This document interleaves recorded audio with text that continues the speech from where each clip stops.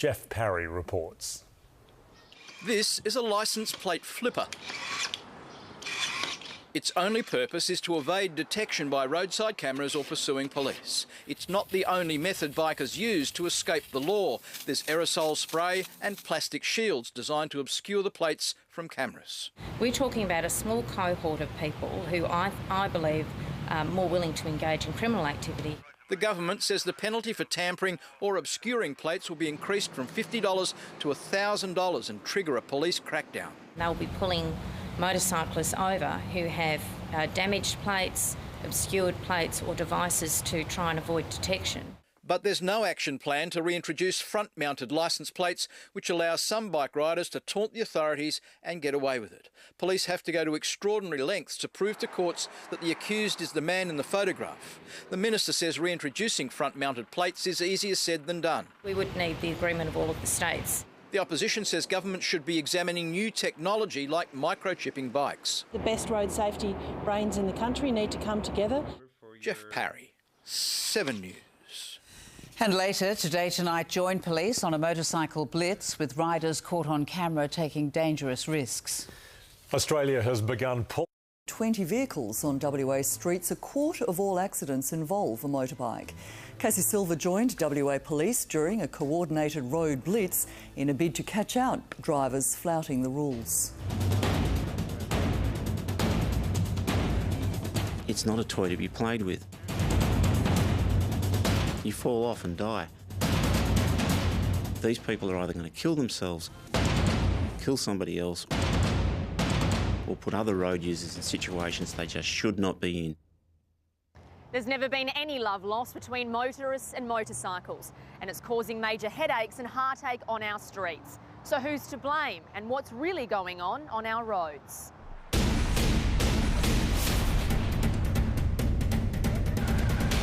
Sunday morning in Mundaring, and bikers are out enjoying the quiet roads. Constable Simon Hutchinson and Tony Wooler are looking for bikers breaking the rules. Yeah, we're just looking for general speeding offences on this road. Just minutes along Mundaring Weir Road, we hear revs coming towards us. Speeding past at nearly twice the legal limit, we clock him doing 119 in a 60 zone. That's a roadside impound, that's reckless driving. This biker is clearly in a hurry to get somewhere. My wife's having a baby. Really? Literally right now, she's at the hospital. Constable Wooler isn't convinced it's a reason to speed. Yeah, well, if she's at the hospital, then she's obviously in good hands, so there's no need for you to be travelling at that speed, mate. Some motorcyclists might think, well, it's only me, it's my life, it's my gamble, I'm prepared to take that gamble. That's rubbish. WA Police State Traffic Commander Al Fordham says there's no excuse for speeding. Years ago I went to a traffic crash where a motorcycle cut a vehicle in half. If you want to get your thrills riding a motorcycle that way, drive at 110 in a 110 zone or drive on a racetrack and join a club. Back in Mundaring, this bloke's bike is being seized. As a result of his speed, his motorcycle is going to be impounded for 28 days and he's going to be charged with reckless driving. Back in the car, police pull over another motorcycle rider. Are you aware that it's a 70 limit here? Yeah. You are? OK, you're doing 83 there, mate. And that's not the only thing that's got police concerned. Yeah, do you have your licence on you, perchance? So this biker was just caught doing 83 kilometres in a 70 zone, so he'll be expecting a loss of 2 demerit points and a $150 fine. But this biker is also riding with the wrong kind of licence, so that's $100 on top of that. But the worst thing is, he can't ride this bike home. He'll need to ring someone else to ride it home for him. Just give it a quick go and you're out of class. According to Constable Wooler, the bike is too powerful for the licence he holds. A traffic infringement notice for riding his motorcycle out of class. And I've given him a caution for the speed because he's got the infringement for riding out of class. It's a $100 fine, there's no points. From now on, he'll need to stick to a bike with only 250 cc's of power and find someone else to drive this one home. You're cheating the very safeguards that we as a community are putting in place to try and make sure motorcycle riders are safe. From the wide open roads to our busy freeways, it's peak hour on the Mitchell Freeway and police are conducting a coordinated blitz. While 2 officers wait beside the road, on the overpass ahead, Sergeant Simon Baxter has the radar on riders. With impatience one of the biggest problems at peak hour, this motorcyclist is taking a shortcut in the emergency lane. A quick radio to patrol officers Constable Sumner and Kazali just metres away, and they're on his tail. Well, what's that going to cost him today? That one's $150 using an emergency lane, and it'll be 3 demerit points as well, because he's using an emergency lane as another lane, which it shouldn't be.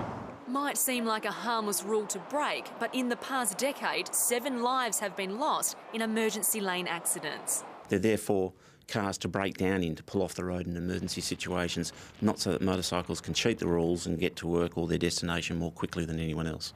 Then there's the drivers who simply can't wait for anyone. Cars, bikes, trucks, cutting each other off left, right and centre. Not to get angry, not to get even, not to do something silly. As to whether bikes or cars are to blame, well, that depends on who's behind the wheel.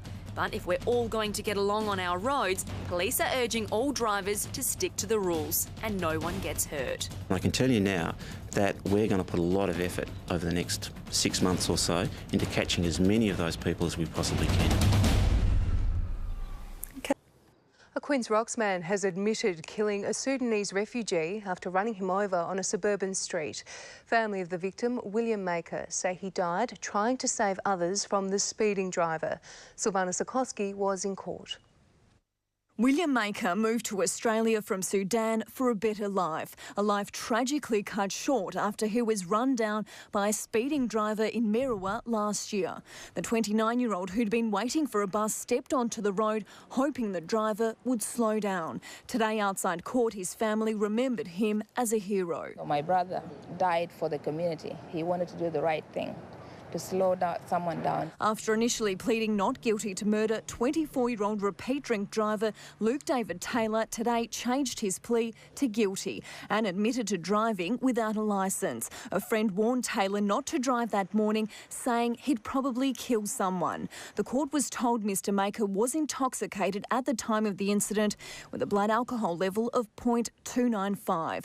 Prosecutor Les Hobson said it was such a callous act to not stop and just drive away. Taylor's lawyer urged the judge not to impose a life sentence. If that does happen, he'll be the first convicted murderer in WA to not be given the life term. Defence lawyer Mark Trowell argued his client drove at Mr Maker with the intention to get him off the road. In a letter read out to the court, Taylor said, "I'm so sorry," adding it was an unthinkable, cowardly act, a split-second decision I'll have to live with forever. Well, we've forgiven him. And whether he's sentenced for life or 50 years or whatever, it won't bring William back. That's the bottom line. Taylor will be sentenced next week. Silvana Sikorsky, 10 Eyewitness News. The driver has been caught on camera doing double the speed limit south of Perth. The vehicle has been seized, joining what police are describing as a sea of cars impounded for hooning. Daniel Donnelly reports. Reaching speeds of more than 200 kilometres per hour. The driver of this Nissan GTR has no idea he's been watched from above. Oh, he's beating us. The dangerous driving was caught on camera by the police helicopter last month. The driver heading north on the Kwinana Freeway in the early hours of the morning. Really, you reckon its speed at the moment's probably pushing up to 180. Police say a 26-year-old Applecross man was behind the wheel. He's been charged with reckless driving and his car was impounded for 28 days. It's one of 897 vehicles that have already been seized this year. Some of these people just see it as their right. They own a vehicle like that, they should be able to drive it as they wish. And we disagree with that point of view. Police say the drivers of these impounded vehicles are members of a car club. When officers pulled them over, they found a memory card in this car. On it, a video allegedly showing the group racing in Perth South. If we can separate a Hoon driver, a reckless, antisocial driver from their vehicle, we know that at least they can't use that vehicle as a weapon in our communities. Another Hoon caught on camera, the 40-year-old driver of this Holden Commodore, clocked at 226 kilometres per hour in a 90 zone near Mandurah. If that vehicle was to crash, it would be an absolute catastrophe, and a number of people would probably be damaged in some way by that crash. Daniel Donnelly, 10 Eyewitness News. Major risk. Rick. Thanks, Alexis. A Perth driver has admitted he should never have been behind the wheel when he ran down and killed a man in Perth's north. The terrible details of Luke Taylor's deadly hoon driving include speeding up, hitting the innocent man and then fleeing the scene before drinking champagne. Tracy Moran reports. William Maker moved to Perth from war-torn Sudan, only for his life to end on the side of a Perth street, taken by a hoon driver as Mr Maker waved his hands at the car to slow down. My brother died for the community. He wanted to do the right thing, to slow someone down. Luke David Taylor should have never been behind the wheel. The unlicensed serial drink driver didn't brake or even swerve before he hit the 29-year-old, who he left critically injured, to drive home and drink champagne with a friend. Despite it all, William Maker's grieving family forgives him. We forgave him a long time ago, because otherwise if we don't forgive him, we will live with more problems. Before the crash, a friend tried to take Taylor's car keys, saying, "You're being stupid, you will probably kill someone." His sister asked, "Why are you driving?" He replied, "Because I can." Today, Taylor pleaded guilty to murder. Taylor wrote a letter which was read to the court apologising for his cowardly, unspeakable act. He said when he's released from prison, he wants to do something nice for the Maker family. There's nothing he can do to bring William back, you know. Tracy Moran, 7 News. Nearly 900 cars have been seized under WA's hoon laws this year. One of them caught speeding at 226 kilometres an hour near Mandurah. It's why the state government is pushing for tougher laws, which could see drivers permanently lose their cars after a first strike. Here's Mei Lin Chu. A scourge on Perth streets, putting lives at risk. This hoon was shadowed by the police helicopter through Manning. Absolutely howling down the freeway. He hit speeds of 206 kilometres an hour on the Kwinana Freeway, more than double the limit. How would you describe people that do this on their roads? Selfish. 897 cars have been impounded this year under WA's hoon laws. These 3 cars belong to one car club, and it was footage of the cars caught by this driver's very own camera that helped police catch them. Anyone caught speeding 45 kilometres over the limit is classified as a hoon. Get caught 3 times and your car could be crushed. The state government wants that changed so hoons who commit an offence in a school zone or who damage property will lose their car permanently after strike 1. Mei Lin Chu, 7 News. On the fringe of a Carramar school zone, unmarked police on the lookout. This white car coming around the corner now. Officers spot a child in the front seat of a car not properly strapped in. It's part of an operation which nabbed 7 drivers for seatbelt offences this morning. 6 of them were unrestrained children. It's very disturbing. I mean, why would you put your loved ones at risk? Just take that few extra seconds to make sure that they are restrained. A Northern Suburbs childcare worker was among those busted. One of the kids in her company vehicle not properly restrained. Just around the corner, the driver of this minibus was caught not wearing a seatbelt. He was on his way to pick up children for swimming lessons. Parents are doing the mad rush to get their children into school, and their attention is drawn elsewhere. It's an expensive lesson for drivers if a passenger isn't wearing a seatbelt. It's a $500 fine and a loss of 4 demerit points. The impact of not properly securing children in cars has already been evident this year. An 18-month-old boy was badly hurt in this crash in Southern River in June. In the same week, a 3-year-old girl not wearing a seatbelt was lucky to escape this Beelier crash alive. And in WA, the leading cause of death from unintended injury is as a passenger in a car for children under 15. Police say the operation will continue. Daniel Donnelly, 10 Eyewitness News. Today Tonight. Sue and Rick, thanks. Good evening. First tonight, what really happens on Perth roads. More and more drivers are fitting their vehicles with video cameras and the results are alarming. What you're about to see was captured by one camera in one day when driving conditions were treacherous. Mark Gibson has more. Nothing surprises me anymore, but there are a lot of bullheads out there. You wouldn't believe some of the crazy things I see. Remember last Friday, Perth was covered in a once-in-a-year fog. The city virtually disappeared. Fog like that, you take your time walking, let alone in your motor car. But it didn't stop some drivers acting like dropkicks. With the fog came a few crazies. Dale James has been driving trucks for more than 20 years, but what happened last week shocked even him. Friday we just took the cake. In one day, Dale's dash cam recorded 5 different examples of shocking driving. First, the ute driver who overtakes Dale on double white lines. He come up behind me and without hesitation, indicator was on and around him was coming. Moments later, the same driver overtakes another truck, but look what happens this time. He can barely see a thing, but drives straight into the path of an oncoming truck. Unfortunately, that was a silly person meeting a silly person, because the oncoming truck only had park lights on instead of headlights, so he wasn't clearly visible in the fog. It could have been disastrous. The fog went away, but the dumb drivers didn't. Sure enough, just pulled out in front, just one flick of the indicator and out they came.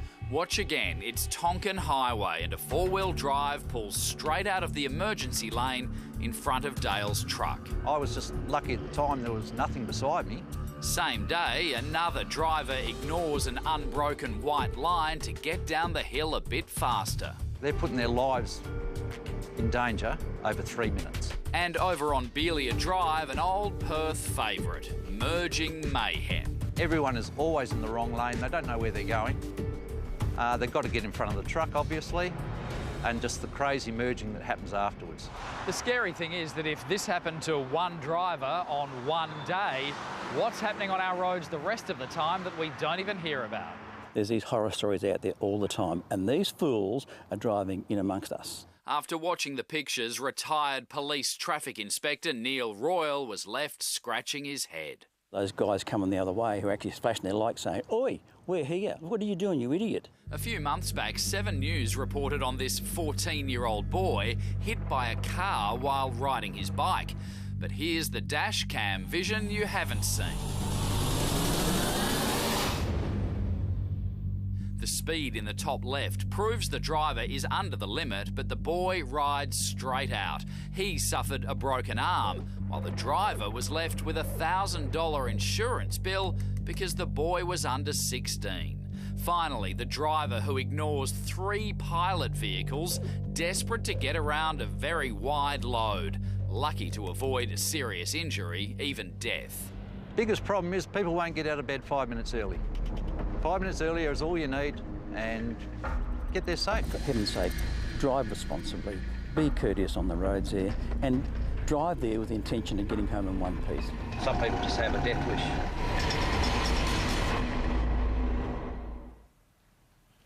And if you capture any footage on the roads, let us know. Now the to change the law has been released from prison after serving just 4 months of a 9-month sentence. Mitchell Walsh is one of the state's worst serial traffic offenders. Daniel Donnelly joins us live now. And Dan, what can you tell us? Well, good evening, Narelda. Mitchell Walsh walked free from Werroloo Prison Farm at about 9 o'clock this morning. He was sentenced to 9 months in jail after pleading guilty to driving without a licence. He actually only spent 4 months in prison after walking free today. And remarkably, that's the longest time he's spent behind bars in his history of driving offences.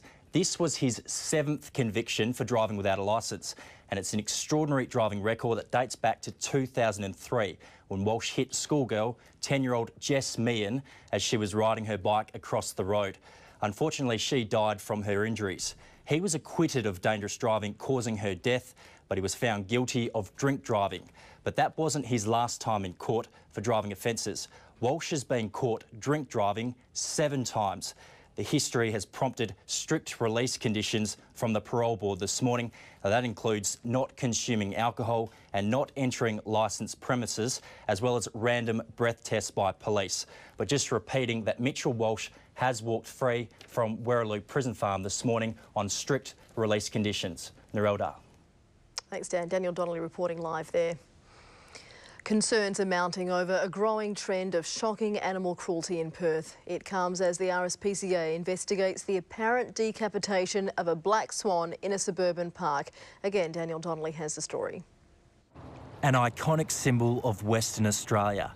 This was a familiar sight for Stirling locals, but this black swan was found dead yesterday near the water's edge at Stirling Civic Park.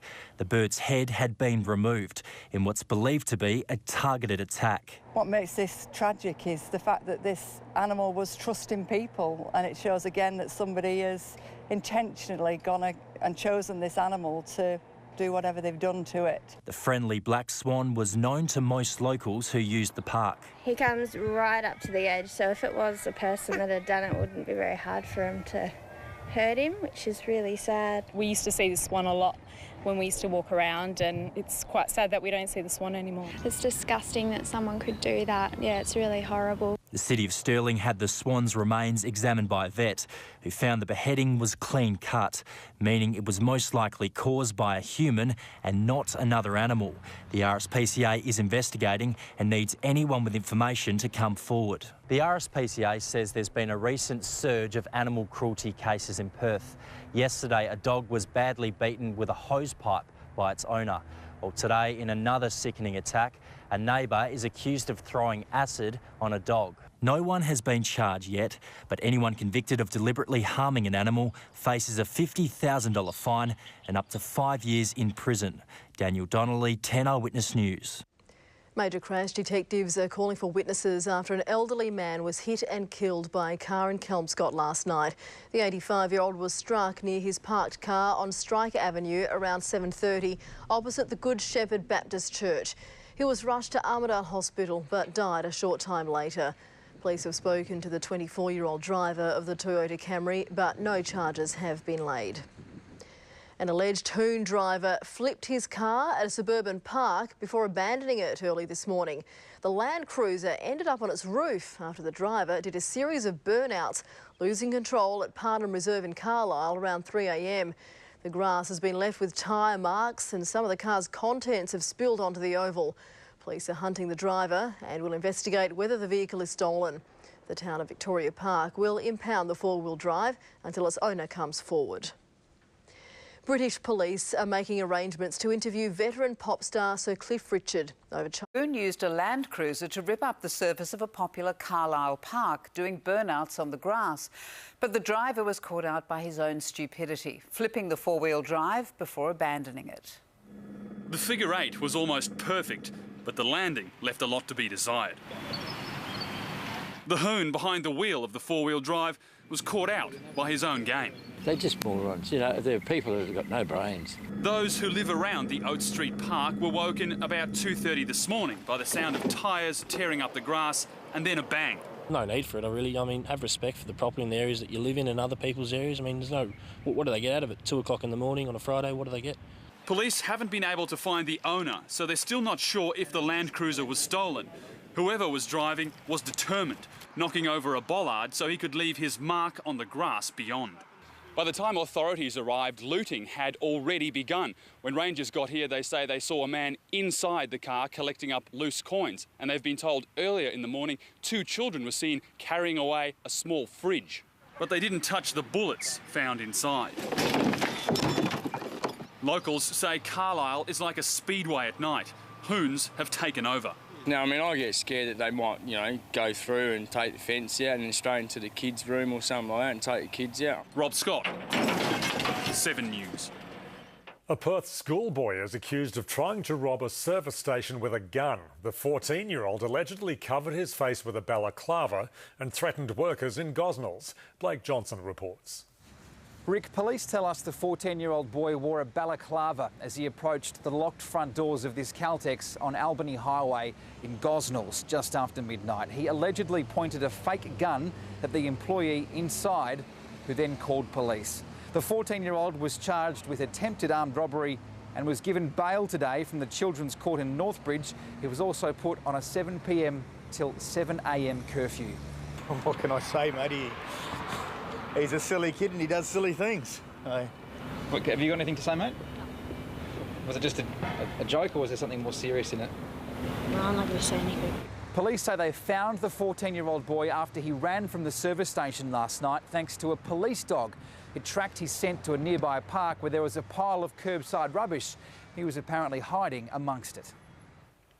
Thanks, Blake. A serial drink driver has been released from a Perth jail after serving just 4 months behind bars. Today, tonight's cameras were there as Mitchell Walsh walked out of Woolloomooloo Prison Farm this morning. The 30-year-old has been convicted of drink driving 7 times and driving without a licence 10 times. See the full story at 6:30 straight after the news. So Cliff Richards may have been street racing before a horror crash that left his car wrapped around a tree this afternoon. Cindy Larenchik reports the driver wrapped around a tree, completely caved in. The crash happened on Alexander Drive in Manoora just after midday. 80 kilometres an hour, taking in all the rain. Something gone. If it's not a mechanical fault, then it has to be other input. The seriously injured driver was rushed to Royal Perth Hospital.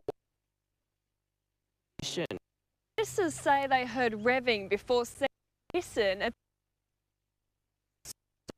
The silver car moved into the middle of the road.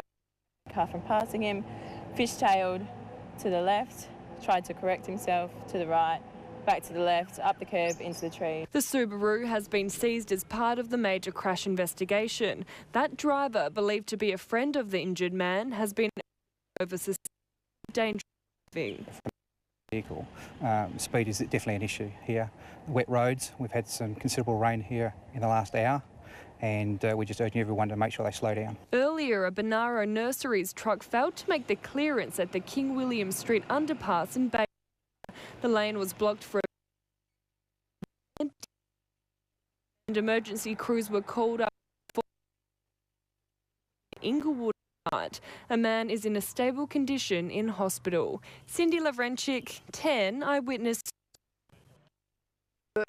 China now, Senator Jackie Lambie says we should fear invasion from Indonesia. Meanwhile, her boss, Clive Palmer, has backpedalled from his anti-Chinese spray. Adam Todd joins us from Canberra. And Adam, Mr Palmer says we've misunderstood what he meant.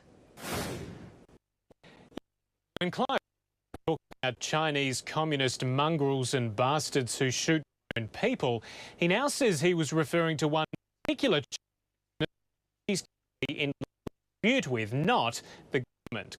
Night in Currambine, police allege the driver of a Toyota Corolla was drinking before he lost control of the vehicle and ploughed first through a fence, then into a pillar. SES have put support beams in to keep the patio roof from falling. It happened at 1:45 this morning on Pilgrim Place. No one was inside when the crash happened.